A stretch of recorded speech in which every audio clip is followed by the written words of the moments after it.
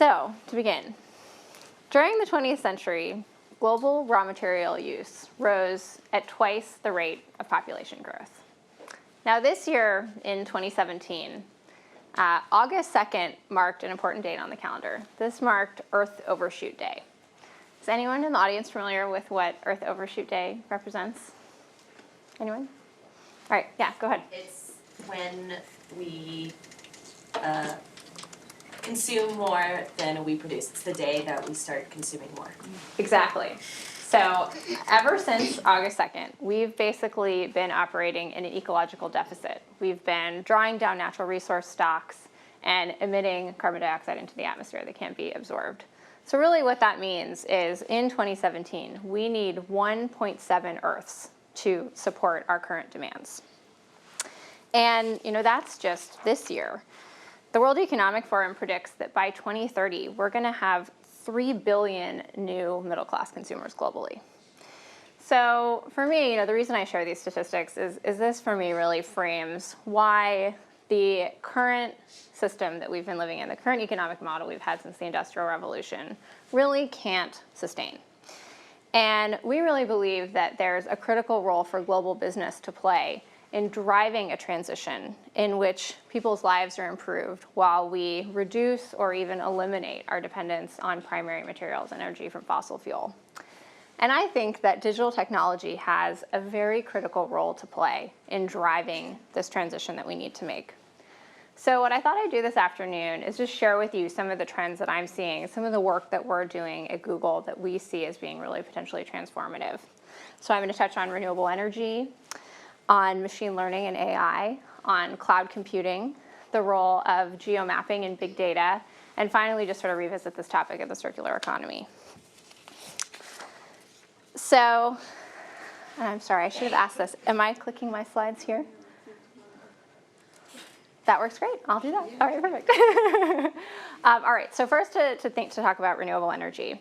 And I should just call out my former boss from the Department of Energy is sitting in the audience here. So some of you guys may know Lynn Orr, who I learned a lot about many of the topics I'm going to talk about today. But Lynn, it's lovely to see you. So I feel like I'd be remiss in not saying hello since we're going to talk about this topic. So, of course, as many of you know, one of the big barriers that we historically had towards greater adoption of clean energy was cost. But happily, that has really fallen away. And we're seeing increasingly that wind and solar are cost competitive or even sometimes cheaper than the alternatives. And at Google, we've really tried to play a leadership role in being an early adopter of renewable energy. So all the way back in 2010, 7 years ago now, we started buying renewable energy at scale. We started using new tools like power purchase agreements. By 2012, we said, you know what, we want to throw a moonshot out there. We want to say, we want to get to 100% renewable energy for our operations. We don't know if it's possible, we don't know if it's cost competitive, but we want to try. And now fast forward to today in 2017, we are about to reach that goal. We have a portfolio of 20 different renewable energy projects around the world, totaling about 2.6 gigawatts of energy. So to put that in perspective, that's about how much power it takes to power the city of San Francisco. And the equivalent of taking about 1.2 million cars off the road. So very significant. But, for us, it's really been about how can we use both our demand as a company for energy, but also our voice in influencing policymakers in really showing that buying renewable energy at scale can be cost competitive, can be a hedge. And then also thinking about what role can our tools play in also really reducing the friction for everyone to adopt renewable energy. So one of my favorite examples of that is we have a great engineer who's out in our office in Cambridge, Mass. His name is Carl Elkind. And Carl wanted to put solar panels on his roof at home. But he found the process to be confusing. He wasn't sure if he actually had enough sun to get those panels up on his roof.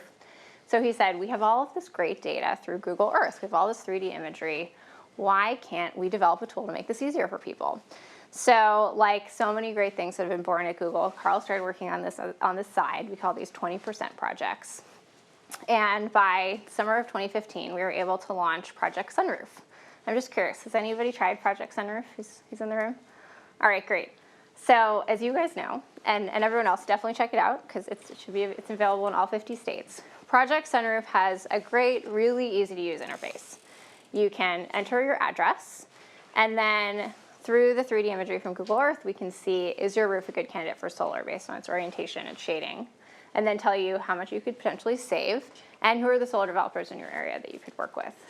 And we've continued to try to optimize to make this tool more useful, so we've added different layers. We added a layer called a data explorer that now enables entire communities to assess their solar potential to drive policy towards greater access to renewables.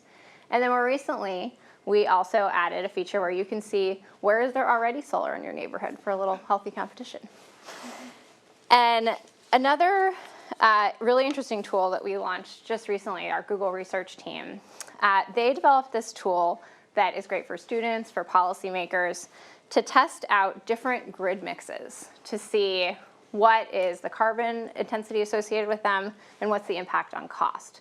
And our hope with this tool is really to enable deeper conversations about how do we continue to green our grid to reduce emissions and do that in a really cost-effective way. So I wanted to also touch on machine learning and AI. Obviously, these are very hot topics right now. I'd imagine that's the case on campus. It certainly is for us at Google. And at Google, we have really been utilizing these tools inside of a lot of products. So you might have, a Pixel phone or an Android phone in your pocket. You're using the Google Assistant. That's powered by machine learning. Google Photos, you can search for the yellow hat or my dog. That's machine learning. So lots of really great applications that are already making our lives easier. But also, I think there's huge potential for machine learning to drive really deep efficiency benefits. So again, another great Google side project that becomes something really powerful. We had a young data center engineer, a guy named Jim Gao. And Jim got interested in machine learning about 3 years ago now, took a class on the side. And he thought, I think we should try this in our data centers. And at first, there's a little bit of pushback. We've been building data centers for over 10 years, truly with efficiency in mind. And just to put that in perspective, our data centers are about 50% more efficient than the industry average. But Jim said, I still think there's something here, I want to do it. So he went ahead, he did an experiment. And what he found after training an algorithm on the cooling system at one of our data centers was pretty impressive. He got an increase of 40% efficiency in the cooling system. And in the whole operation of the data center, that equated to a 15% efficiency increase. So really powerful. And so of course this is great for us. We can utilize this across our data center fleet. But also I think it really points to the power that we're just beginning to unlock of machine learning as a great tool for efficiency. And so just a few of the areas that we're starting to see emerge is looking at how can machine learning make ship engines more efficient? How can it increase the efficiency of utility grids, reduce food waste, or increase throughput in manufacturing facilities? So incredibly powerful. And another application that I really like to point to is Nest, so the learning thermostat. Does anyone have one of these at home? All right, a couple of you guys. So as you guys know, basically when we say the learning thermostat, that learning is machine learning. So the thermostat learns your behaviors, knows when to cool your house, when to heat it. And again, this has been a very powerful tool. It can save homeowners from between 10 and 15% on their utility bills. And over the years, since 2011, when we started deploying these thermostats, we've seen a reduction of 13 billion kilowatt hours, which equates to about 20 million refrigerators. So again, really significant savings. And I really believe that we've truly only just scratched the surface of the potential for machine learning to have a really positive environmental benefit. So cloud computing. You may be familiar, there's some really foundational research around efficiency in cloud computing that Lawrence Berkeley National Lab across the Bay did several years ago. And so they ran a study. They said, what would be the impact if every office worker across the US switched to the cloud? So they stopped using, we've all seen these kind of server closets down the hall with the lights, and you probably have some pretty old equipment in there. What would happen if we changed all of that over into the cloud? And what they postulated was we would see an 87% reduction in energy and emissions associated with IT for office work. So that would be the equivalent of what we could power Los Angeles with for a year. So really significant.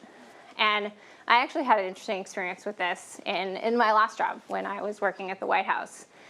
The General Services Administration, which is the part of the federal government that operates a lot of the real estate portfolio, They're trying to be forward-leaning on technology. They wanted to switch over their email to Gmail and start using Google Docs. And so we said to them, hey, would you mind running an experiment with us? Could we test how much energy you're currently using to operate your email? And then let's see what it is once you switch over to the Gmail. And what we found was really impressive. Making that switch to the Gmail was a 90% reduction in energy and emissions associated with running their email. And the reason that this is so powerful is because hyperscale data centers like Google's, we can run these incredibly efficiently. We can get a lot of work out of our machines, and we can have the state-of-the-art equipment. And so that equates to huge savings when you're not going to get that with your server closet down the hall. And another area that is actually really enabled by cloud computing is big data and geomapping. And we've been doing some work that I think is really groundbreaking around how do we utilize this combination of geomapping, cloud, machine learning to unlock new insights about the health of our planet, both at a real, truly planetary scale, but also at a very local level. So I just wanted to share a couple of these examples. So the first is a tool called Global Forest Watch. So as we know, forests are really the lungs of the planet. It's incredibly important for us to protect them. And we wanted to work on a tool that could really enable much deeper work in the space. So we partnered with the World Resources Institute on the first ever global high-resolution map of forests, and this became the underpinning of Forest Watch. And what Forest Watch enables is for us to monitor 100% of global rainforests 24/7. And so this can give really timely information to governments, to policymakers to protect their forests. So it's been used from Peru to the Philippines, and we often get really exciting use cases. One that we heard about more recently was the Forestry Department in Peru. They were using Forest Watch to track road transit of illegally harvested timber and then to identify how to mitigate that. So in a similar vein, last year we launched a tool called Global Fishing Watch, and that's what you can see here in this slide. So kind of the same idea. We, again, partnered with some great NGOs, with Oceana and Sky Truth. And we took this global data set that exists. So at any given time, there are about 200,000 ships out at sea, and they're constantly pinging their location. So there's about 2 million of these data points. And we developed this machine learning algorithm to learn what those ships' activity looked like, and then to ultimately be able to identify what was a fishing vessel as compared to a tanker or a sailboat or whatever else. And then we were able to develop this map that you see up here, which shows you where fishing vessels are and if they are somewhere they shouldn't be. And so since we launched this tool a year ago, again, we're already seeing some really powerful use cases from Kiribati to the Galapagos. And the story in Kiribati is a very small island nation. They found some illegal fishing activity through Fishing Watch in one of their marine sanctuaries, and they were actually able to bring a case against the fishing company. They settled for about $2 million, which was a significant portion of their GDP. So we're already seeing really powerful applications. And then thinking more about the potential impacts at a much more local scale, we've had a project called Project Airview for several years. And so this has been in partnership with the Environmental Defense Fund. And this work started with really being focused around methane. So as you may know, methane is a very potent greenhouse gas. In high concentrations, it can be dangerous. In low concentrations, it has a really negative climate impact. And so what we started doing was taking methane sensors and attaching them to our Street View cars. So you're probably familiar with these, probably seen them driving around in Palo Alto, Google cars with a little kit on top. But now some of them had these methane sensors. So we started driving them in 10 different cities around the country, and then partnering with utilities to give them access to this data so they could prioritize their pipeline upgrades. So one great example of this was the New Jersey utility, PSE&G. They've been using this to upgrade their pipelines with great safety and environmental benefits. And then we thought, why stop at methane? Could we attach sensors that could sense other pollutants as well? And so we partnered with a local sensor company called Aclima. And these sensors can not only sense methane, but NOx, SOx, particulate matter, black carbon. And so we started driving streets across the bay in Oakland, down in the Central Valley, and also in LA. And we were able to release the first data set for Oakland over the summer. and EDF put out these really incredible maps where you can see at a street-by-street level how air quality changes. So you can see, for example, where I-80 meets the Bay Bridge.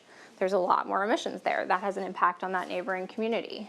And so this data is a great tool for communities to improve their environmental and health.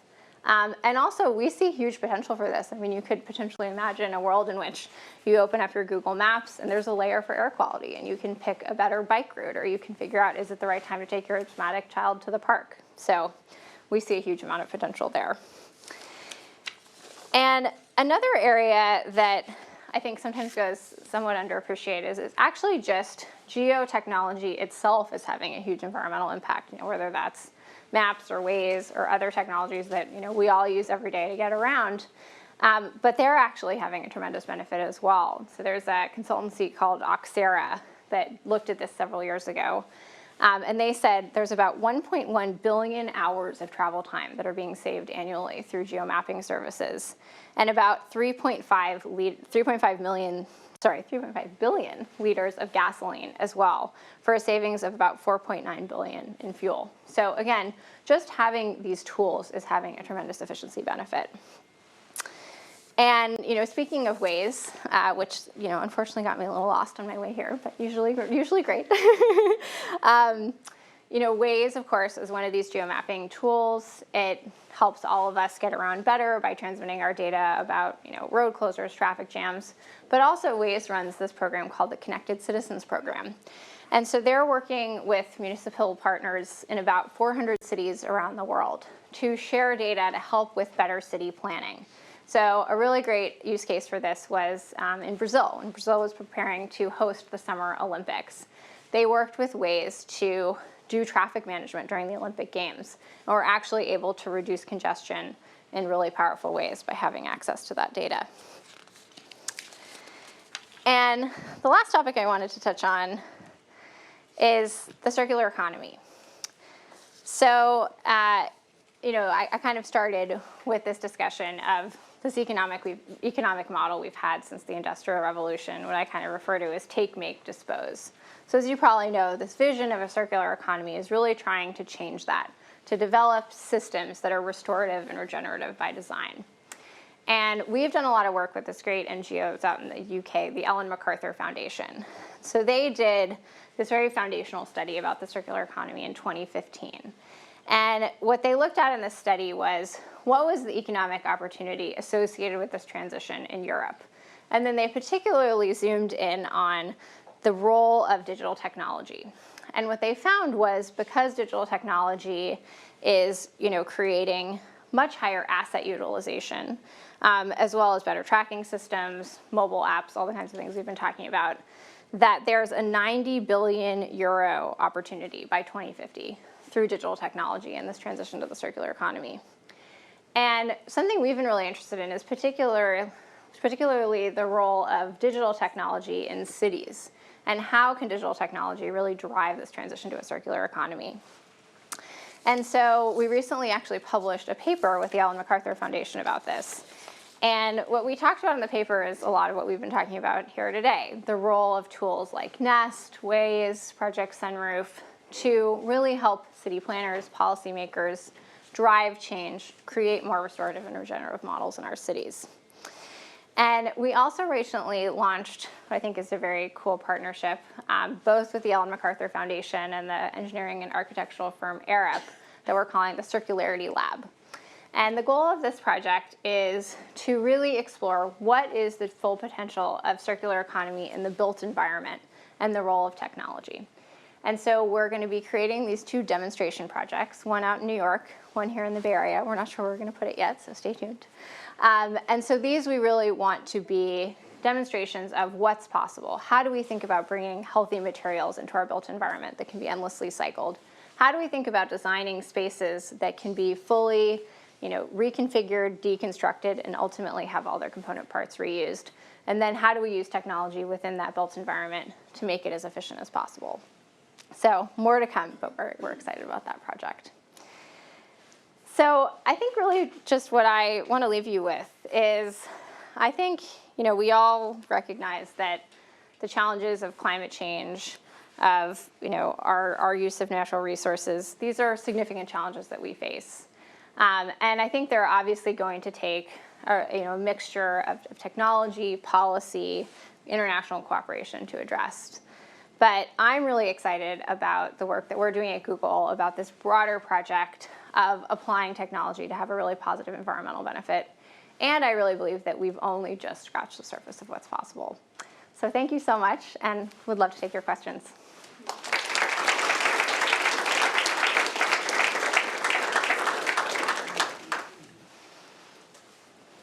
Thanks, Kate. Well, yeah, I'll just, looks like you've got a few questions there. Please go ahead. What concepts or projects or things did you take from your job at the White House and maybe transfer skills or things that you did there that you brought to Google? Yeah, I think that in both instances, it's really powerful when you can have these large global organizations that really want to take a leadership position within sustainability. So within the federal government is the single largest user of energy in the world. Most of that is on account of the Department of Defense. And so when the federal government commits to renewable energy goals, 3 gigawatts of renewable energy for the Department of Defense, or to, billions of dollars in energy efficiency contracts, that has a really powerful ability to lead by example, to drive change. And I think we've seen the same thing as Google. I talked a little bit about the work we've been doing in renewables. So that ability for large global organizations to be early movers and to show what's possible, I've really valued about both of those experiences. William. So I have to correct something she said. I think she was my boss. Keep me honest. But I'm interested in how you define 100% renewable Yes. for Google. Is that 100% of the electricity? Is it everything you do, all the transportation? And on the electricity side, do you build your own solar cells and windmills, or do you use power purchase agreements, or what kind of mechanism do you use? Yeah. And the reason for asking that is, how can we make that pathway seem feasible for other entities that are out there? Yeah, absolutely.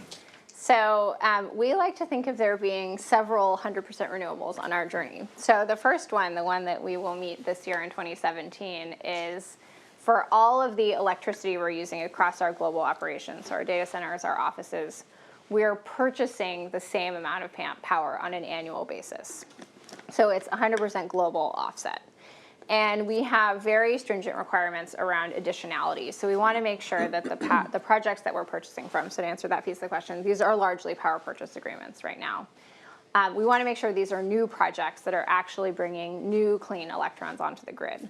Now, because of the way the grid is operated today, these aren't necessarily sitting next to one of our data centers or our offices, but they ideally are on the same grid where we're operating. Not in every case yet, but on an annual basis, it's an equivalent amount of electricity. Moving forward, we want to try to get to the point where in the same grid service territory, we're purchasing as much as we're consuming. But ultimately, we've said, we see really the moonshot now as being 24/7 clean energy. How could we actually be utilizing 24/7 clean energy? That's a longer way away. That's going to require other sources of energy, storage, maybe other clean technologies, but that's kind of where we're going with it. And so, I think we were very early in this space. Interestingly, Google did our first PPA in 2010, and the first federal power purchase agreement was also in 2010. The Navy did a solar project in 2010 as well. But we're seeing a lot more work happening in this space, and groups have formed like RE100, which is a commitment that over 100 companies around the world have made to 100% renewable energy. And I think we're seeing a lot of progress, and it's played a really important role. Yes? First of all, thank you very much for the very interesting presentation. Interesting projects. I'd be curious to hear what kinds of projects, or whether it is important for Google not only to focus on reducing or minimizing negative impact, but also increasing positive impact. And then on a side note to that, I'd be also curious to hear if you have projects related to not only environmental sustainability, but also social sustainability. Yeah, absolutely. So I totally agree with the first part of your question. I think it's really important to not only thinking about doing less bad, but doing more good, right? To sort of take from Bill McDonough. Yes, and I think for us, we really think about, we need to do the core of our work within our own operations. We need to make sure we have our house in order, and so that's some of what I talked about today with renewable energy, energy efficiency, it's waste, it's water. So we're very focused there. But when I think about that more kind of positive impact piece, it's a lot of those projects I talked about at the end. How can we use our technology, our platforms, to unlock data, to drive positive change in new and unique ways? On the second part of your question, so in my role, I'm entirely focused on environmental sustainability for Google, but we have other great leaders inside the company that are more focused on the social side. So we have a foundation called google.org. We have a wonderful leader there, Jacqueline Fuller, and our CEO, Sundar Pichai, just launched this very significant, billion-dollar social initiative a few weeks ago in Pittsburgh. So I'm not going to speak to that in detail because it's not my area, but that's absolutely a critical area for Google as well. Yes, back here. So given how much advertising Google does and how kind of big of a role you guys play in consumerism, I'd be curious to know if you would think about sustainability from the standpoint of who you advertise for, or maybe you could help incentivize other companies that really operate sustainably and help them advertise through Google for almost some kind of subsidized rate and have an influence that way. Is that something you guys would consider doing? Yeah, I like to increasingly think about how can we do more through our core products. So, I've talked a little bit about what we've done on the geo side, but again, I think we've only really scratched the surface. So I think it's a really good question. We do offer some special services for NGOs in the Google Ads space. But yes, it's a great suggestion. And I think there's huge potential for us through search, through some of the things I was talking about, new layers we could add to Google Maps, new ways we can, show this data and make it useful. So yes, I agree. There's always more good work to be done. Yeah, right here. I was very curious about the tools that you presented and in this partnerships with NGOs or think tanks. And I was wondering if you could speak a little bit more on the details of who approached who and where the funding came from, or perhaps also what's Google's business model behind this type of role that seems to be taking on the role of some public sector type of institutions that should be trying to put these type of tools as well, not just private institutions.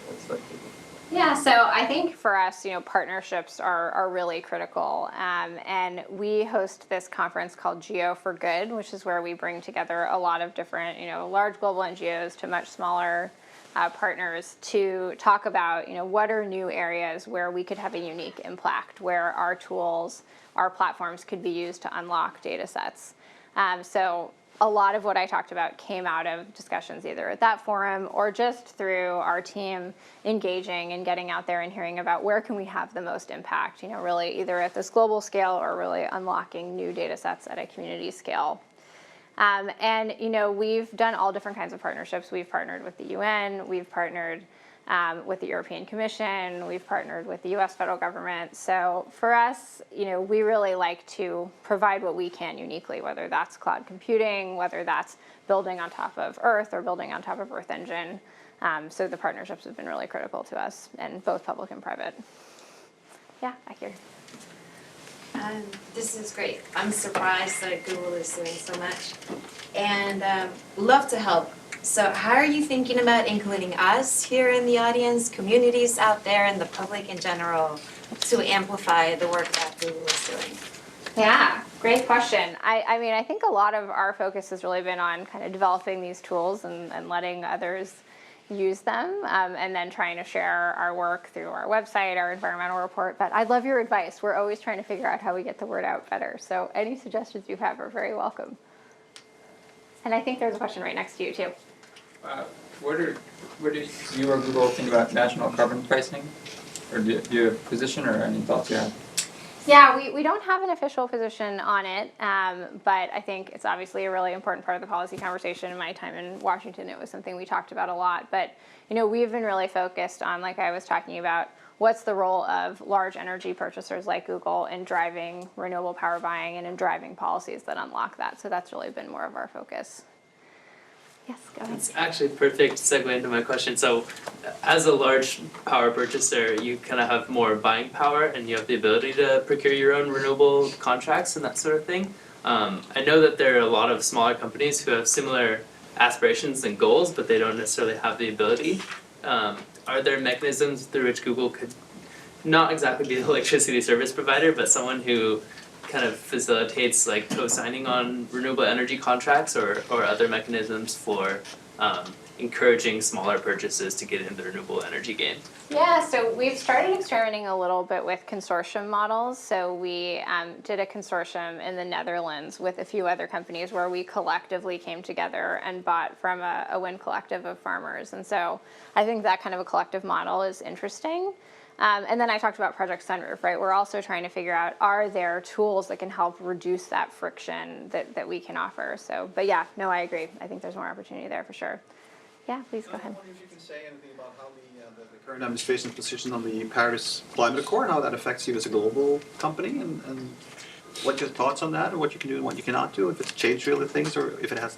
Yeah, I mean, our strategy has really been the same. You know, we set this 100% renewable goal in 2012. We're continuing to move towards it. We've been a carbon neutral company for 10 years through, you know, now 3 different administrations. So I think for us, we see it as critical to the way we operate, and we're just going to keep going and really making the business case for what we're doing. Yes, over here. I'm wondering, your office on a daily basis, what are you doing to support all of these efforts just on the day-to-day? And then also, at what point do these 20% passion projects get to your office? And are all of the major projects now at Google incorporating a sustainability initiative, or if not, like, is that the ultimate goal? Yeah. So we have what I think is a really great model for how we structure the sustainability program. So because we've been at this for a really long time, we've had sustainability teams that have grown up in different parts of our business. So in our, you know, our real estate org, our data center operations team, supply chain, we have sustainability teams that are really trusted business partners within those organizations. And then I have the great privilege of working across all of those teams on articulating what is our overarching strategy, how can we continue to push and lead, mitigate our risks, tell our story better. So that's how we've structured it. In terms of, you know, your question about how does this sort of baked in, you know, I feel really lucky to work at a company where it has truly been baked in from the beginning. So much so that we don't always even call it sustainability. I think we've always had an ethos about thinking about how can we be as efficient as possible with natural resources, and you know, putting the user first. That's how we think about everything that we do, and that really includes how do we take care of people on the planet. So yeah, I think it's very baked in. Yeah, back here. I'm not sure if you were involved in the creation of Sidewalk Labs in New York City out of Alphabet, but I was curious if the Circularity Lab is going to be associated with that in New York, and if so or if not so, what are you most excited about with that?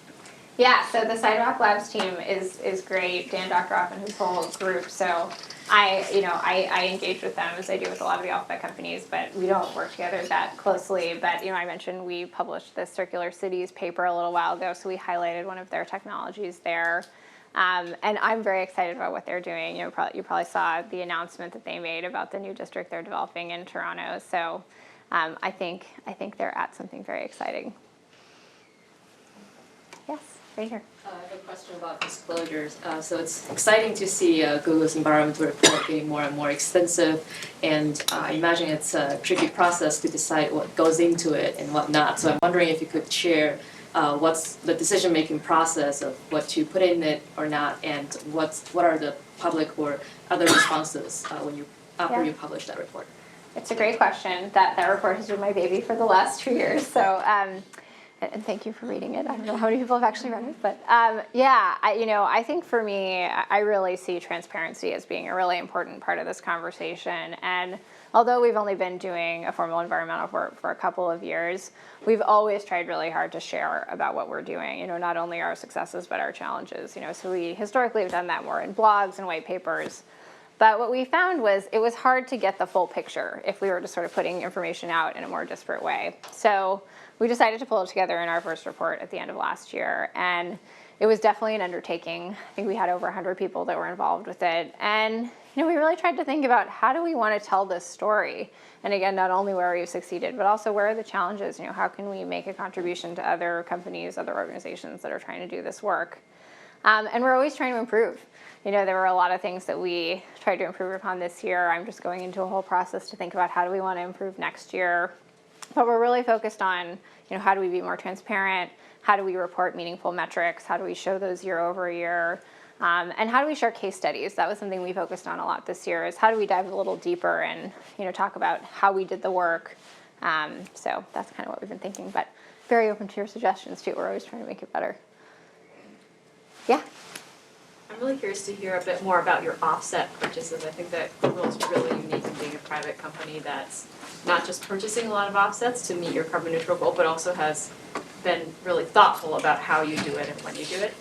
So it would be interesting to hear kind of how do you make a decision about projects that you're going to invest in? I understood from your report that they're not all renewable energy projects, but you have, for example, a landfill gas project. Are there other kinds of things that you look at investing in, and how do you think about that? Sounds like you read our report too. I'm a dedicated reader. Yes, so as you probably saw, one of the other anniversaries that we celebrated this year is 10 years of operating as a carbon neutral company. So the way that we've always thought about it is kind of 3 pillars. The first is energy efficiency. First and foremost, how do we use as little energy as possible? Then secondly was renewable energy, and over time, as I talked about, we've had increasing success, and now that we're about to reach 100% renewable, that's really taking care of the lion's share of our emissions. Most of our emissions are associated with our utility bills, with Scope 2. And then whatever is left, we have used carbon offsets to offset that. And yeah, I'm really impressed with the program that Google has run. We have an awesome woman, Anna Square, who runs it now. And we have a portfolio of projects. And again, we've tried to apply some of the same standards around additionality, about making sure these are new projects that, without our engagement would have happened, and permanence, that we really feel confident that the carbon is going to stay offset for a significant period of time. So yeah, in the report we highlighted one of our longstanding landfill gas projects up in upstate New York, but there are several, and yeah, I think it's been a really important part of the program. Yes? Who's the current chief sustainability officer at White House? And there was a change in policy since you left. There is not anyone currently in the appointed position, but I have a wonderful colleague who used to work for me who's been there running the office, and we did an executive order in 2015 that was a 10-year federal sustainability strategy, and that executive order is still being implemented, and I think there's still a lot of really good work happening. Can you say a little bit about what's in that order? Sure. 10-year vision. Yeah, so we took the opportunity in 2015 to really think about, given that the federal government is the largest energy consumer in the world, given our scale, how could we build on the tremendous work that the federal government has done for a long time? The original job that I was appointed into is called the Federal Environmental Executive, and that's a position that's existed since 1993. So long-standing commitment to this work. But we really felt there was an opportunity to double down, and so we set greenhouse gas emission reduction targets out for the next 10 years, out to 2025, renewable energy goals, clean energy goals, waste, water, procurement, fleet. So we really tried to make it a very comprehensive approach to how could we use the federal footprint, our purchasing power, our fleet, that's the largest fleet in the world, to really lead by example. So yeah, it's a lot of really good work. Yes? I have 2 questions. I was wondering, are there any examples where some of the tools or products you mentioned have been used in the wake of natural disasters? Because I imagine, for example, Forest Watch could be used maybe after wildfires or maybe after hurricanes that decimated forests, for example, the recent hurricanes in the Caribbean.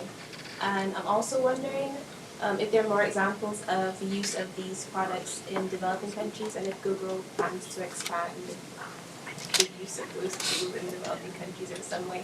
Yeah, no, great questions. Yeah, so on the disaster response side, a lot of work has been happening at Google, not directly through the tools that I mentioned, but through creating greater capability through search, through our SOS function. And also we have Project Loon, which is the balloons that enable greater access to internet. And so those have been deployed in Puerto Rico in partnership with the phone company there to bring greater access. So not really my area, so I won't speak to it in more detail, but definitely a really important area for us. And on using the tools in the developing world, absolutely. I mentioned some examples of different places the tools are getting used. And what's cool about the approach that we've taken, I think, is that with a lot of these, we're trying to make them global and open access so that they're really available to everyone and could have equal applicability, whether it's in Peru or in the Philippines. But I think, we're always looking for opportunities to get the word out more and to make sure people know that they're out there. Yes? You mentioned the Earth overshoot and carrying capacity of the planet, etc. And then you also mentioned, what was it, the Oxera's, statistics on the offsets due to just the presence of geomapping. Yeah. Seems like there's a very large implication on demand side innovation and not just supply side innovation, given that the cheapest barrel of oil is the one that you don't use. How is Google, particularly because you're stacked deep with engineers, how are you looking at the potentials for behavior change, etc., and looking at demand-side innovations to reduce the use in the first place? Is there any work going on there? Yeah, I think that for me, the most exciting work is on the machine learning side, is, how do we really use machine learning algorithms to optimize across systems in really powerful ways? And that's why I really like that example from the data center, because this wasn't some sort of like old industrial facility with lots of low-hanging fruit. This was an incredibly efficient, optimized facility, and yet we still were really able to drive these deep efficiency. And we're just, I think, starting to see the power of this across a lot of the areas I talked about, manufacturing, utility grid efficiency. So that's where I'm really excited. Yeah, back here. Among Google's many assets is a huge treasure trove of data. From a sustainability point of view, do you think there's more Google could do in terms of making that data available to other researchers? Yeah, and I think I mentioned a lot of the different partnerships that we've had, and, in some cases those are around data sharing, and, it's definitely complicated, right, because privacy is of first, and foremost importance to us. But yes, I think we're always having these conversations of, if Google did X, then what would be the Y impact? And sometimes that might be sharing, specific data sets, and so we have a lot of those conversations, yeah. How are we doing on time, by the way? Maybe just a couple more questions, and then I'll say a few closing so everyone can get out by 5:30. But sort of along those lines, and thinking about leadership and data, as we think about potential for big data and the ability to not just choose a research question and then pursue it and gather data to prove or disprove a hypothesis. Now we've got so much data that we can sort of look at the data without even a question and see patterns emerge that can guide us in certain ways. And I just wonder, what role might Google have, or are you starting to see that, where leaders can be given sort of opportunities to see the world differently because of patterns emerging from the amount of data that you have and the ability to sort of distill it in such a way that we start seeing patterns and gain knowledge in that way? Do you see that as a potential for helping leaders make good decisions in the future and anticipate more, have greater foresight of potential issues? Yeah, not to sound like a broken record, but that's, again, where I think machine learning and AI can be really powerful, right? That's what we're seeing. When you have these huge data sets, you can get much deeper insights into them potentially by writing the right algorithms to get those insights. So yeah, again, I think we've only just scratched the surface in thinking about the applications, but yeah, I think it's really that powerful. Could sort of shift from sort of crisis management to crisis prevention, because all of a sudden there's foresight, there's pattern recognition that might enable, preemptive action or at least anticipatory response. Absolutely. Yeah, absolutely. Should we do one more question here? From farms from organic waste. Are you going to be incorporating that type of a product into your Model Cities program? And secondly, we haven't really looked at doing carbon credits yet. Is that something that we should be considering? Yeah, so yes, composting has been a big part of our strategy on campus. So actually in the Circular Cities paper, we talk a little bit about the work that we've been doing on food waste, so actually sort of preventing the waste from the get-go. But yes, so here in our headquarters in Mountain View and in Sunnyvale, composting has been a big part of our waste reduction goals, and we do it out at our data centers as well. So yeah, absolutely, really important. On carbon credits or carbon offsets, yeah, I think it's great. As I said, this is a space that we've been in for over 10 years now. And I think absolutely we're thinking about it. Right. Oh, should we do one more? Sure, go ahead, please. So switching from the Google to more of a personal view, what do you think the world would look like by 2030 or 2050 with all the milestones that have been developed? Yeah. You know, I mean, I've really gotten excited about this vision of the circular economy and what would it really look like if we fundamentally shifted to where we were, you know, not harvesting new materials, not using dirty sources of energy. And I think that can be really powerful. And, you know, I talked a little bit about the city scale, but I really think about what does that look like at the city scale, you know, of having electric or autonomous vehicles, of having lots of green space, of having healthy materials in our built environment and in our products. So I'm very optimistic about what the future holds.